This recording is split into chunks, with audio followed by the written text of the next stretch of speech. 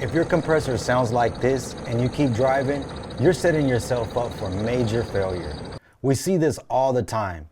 Truck still runs, air pressure builds, so the driver ignores the noise. But that sound is usually the first warning that something inside the compressor is failing. What happens next is coolant where it doesn't belong. Coolant in the air tanks, coolant moving through the air system, and once that happens, you're no longer talking about a simple repair. You're talking about contamination, downtime, and real money. Most of the time, this isn't random. It comes from missed inspections, dirty air filters, or maintenance that gets pushed off because everything seems fine. The air compressor depends on clean air and proper cooling. When filters are restricted, or service intervals are ignored, internal damage starts.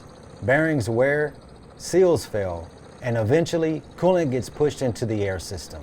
By the time you notice coolant in the tanks, the damage is already past the cheap stage. This is why inspections matter, not paperwork.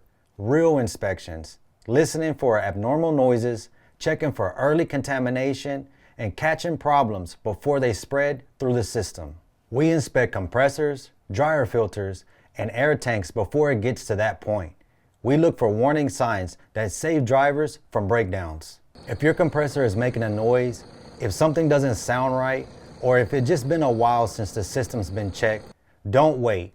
Get it looked at before it turns into downtime. If you're in the area and want it inspected properly, give the shop a call and have it checked before a small issue becomes a big one.